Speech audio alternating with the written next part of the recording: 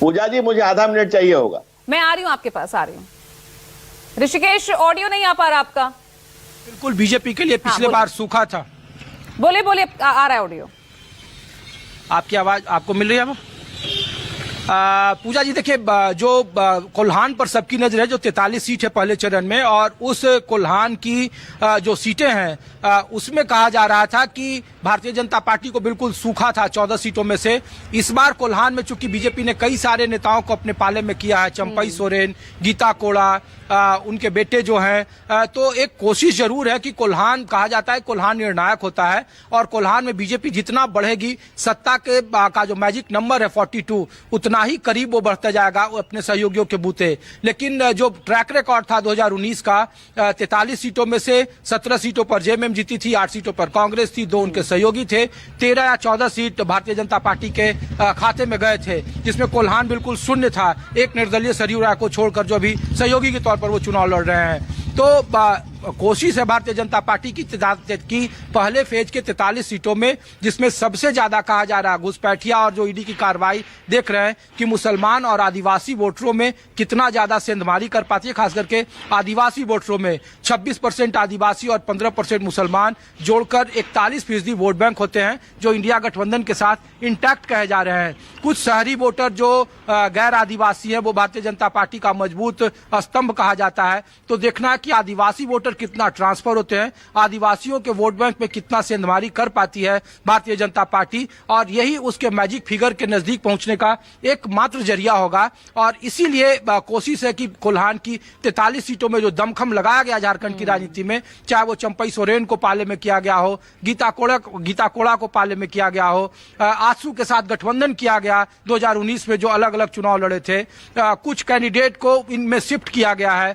तो रामदास सोरेन जो उनके साथ हैं, जो लोबिन हेम्ब्रम है संथाल में, तो संथाल में चूंकि दूसरे चरण में चुनाव है, तो ये काफी कांटे का टक्कर है। और अगर कोल्हान में भारतीय जनता पार्टी अपनी सीटें बढ़ाती है, तो निश्चित तौर पर एक संकेत है कि सत्ता के नजदीक फिगर में भारतीय जनता पार्टी को पहुंचने में आसानी होगी, और 41 का जो मैजिक नंबर है उसको पाने में एनडीए को सफलता मिलेगी। अब तक झारखंड में किसी भी दल को पूर्ण बहुमत नहीं मिला है। बीजेपी मैक्सिमम जो 37 सीटें जीती थी 2014 में, जब रघुवर दास यहाँ मुख्यमंत्री बने और अर्जुन मुंडा उस चुनाव में हार गए थे, तो वो 37 का आंकड़ा क्या भारतीय जनता पार्टी पार करती है, किसी दल को गठबंधन मिलता है, ये कहना मुश्किल है।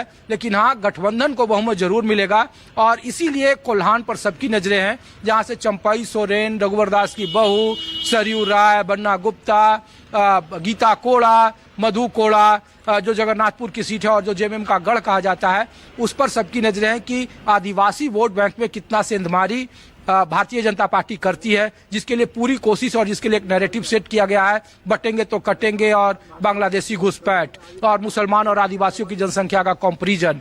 तो इनके आधार पर आरक्षण और गारंटिया का मुद्दा कितना अपने वोटरों को इंटैक्ट रख पाता है, जो कांग्रेस की तरफ से कहा जा रहा है 67%, 50 से 67% बढ़ा देंगे। गारंटिया जो दी जा रही है मैया सम्मान योजना से लेकर के कृषि और बिजली बिल में माफी, तो इन दोनों के बीच में चुनाव है, और इसीलिए कोल्हान पर नजरें हैं।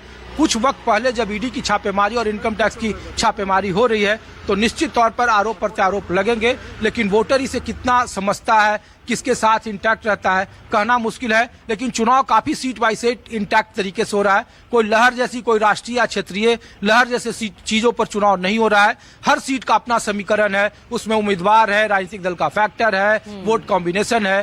तो काफी दिलचस्प चुनाव और काफी नजदीक मुकाबला है। बिल्कुल, बेहद नजदीकी ये मुकाबला। पहला चरण बहुत अहम होगा।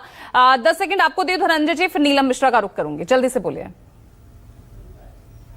कांग्रेस की सोच बहन से की बातों से परिलक्षित हुई। सोच, विचार और शब्द रूप में व्यक्त होते हैं। उन्हें लगातार सत्ता की चिंता है और हमें सेवा की चिंता है। कांग्रेस को यह देखना है कि किसको क्या मिला, विद इन द पार्टी क्या मिला। राहुल गांधी को सीट मिला तो प्रियंका गांधी को क्यों नहीं मिला।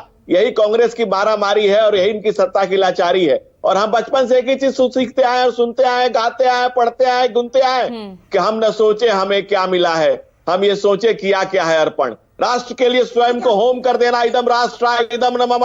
भारतीय जनता पार्टी का एक एक कार्यकर्ता, एक एक स्वयंसेवक इस बात के लिए प्रतिबद्ध, आबद्ध और प्रतिबद्ध है। वो हमें सत्ता के लिए नहीं, सेवा के लिए समाज में है। हम सेवा के लिए राजनीतिक दल में है। आपकी तरह ये नहीं कि बहन को भाई को मिल गया तो बहन को भी चाहिए, बहन को मिल गया तो माई को भी चाहिए, माई को मिल गया तो दाई को भी चाहिए। क्या बात करें धनंजय जी, पूरी लिस्ट झारखंड में सामने है। अब तो ये आरोप मत लगाइए ना। हरियाणा में भी देखा, झारखंड में हम देख रहे हैं, महाराष्ट्र में भी हमें नजर आया।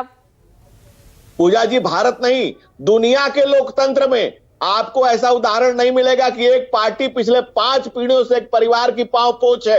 नहीं, परिवारवाद के लिए तो कहिए मत ना। मुख्यमंत्री, उनकी बहू, बेटे, सबको आपने उतार दिया मैदान में। नीलम मिश्रा, परिवार में परिवार के किसी आम व्यक्ति का कार्यकर्ता होकर के चुनाव मैदान में आना और परिवार पार्टी का मुखिया होना, दो बातें। उजागर हो चुका है। ये लोग मीडिया में आकर के कितना भी बकवास कर ले, अब झारखंड की जनता या देश की, मैं अभी फिलहाल झारखंड की ही बात करूंगी, ये जिस तरह का परिवारवाद को लेकर के आते हैं, आज देखिए झारखंड में क्या स्थिति बना हुआ है। पूरे परिवार का लिस्ट इनके साथ लगा हुआ है, ठीक है ना। कोई अपनी पत्नी को लड़ा रहा है, कोई बेटी को लड़ा रहे हैं, कोई बहू को लड़ा रहा है, कोई बेटा को लड़ा रहा है, कोई भाई को लड़ा रहा है, और ये लोग परिवारवाद का नारा लगाते हैं।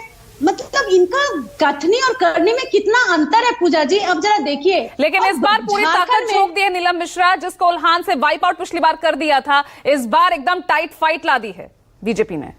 देखिए, टाइट फाइट तो भाजपा के लिए है, हम लोग के लिए कोई टाइट फाइट नहीं है, जिसके कारण इनको चंपई सोरेन जी को चोराना पड़ा। आप सोच लीजिए, ऐसे लोग जो पहले विधायक चोराते थे, अब ये प्रस्तावक चुरा रहे हैं। आप देख रहे हैं ना, हेमंत सोरेन जी का प्रस्तावक तक इन लोगों को चुराना पड़ा। तो ये कितने बड़े चोर लुटेरे हैं, और आकर के झारखंड में अपना ये परिवारवाद और राष्ट्रवाद और हिंदू मुस्लिम का यहाँ पे राग अलाप रहे हैं। ठीक है, एक बार मैं विनोद जगदाले का रुख करूंगी। बहुत छोटा सा कमेंट, क्योंकि कमोबेश स्थिति जो झारखंड में है, महाराष्ट्र में भी वही है। यहाँ पे प्रिडिक्ट कर ही नहीं पा रहे हैं कि किसकी लहर है।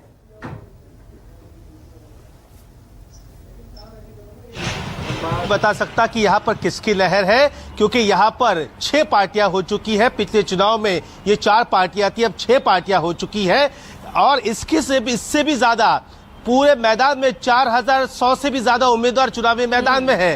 तो यहाँ पर जो है ना बगावत करने वाले वो सभी पार्टियों को मुश्किल में लाने वाले हैं। चलिए, मुश्किल यहाँ पर किसके लिए होती नजर आती है, ये देखना होगा। बहुत बहुत शुक्रिया आप सभी का चर्चा में जुड़ने के लिए। आज के लिए ब्रेकिंग विद एजेंडा में इतना ही। नमस्कार।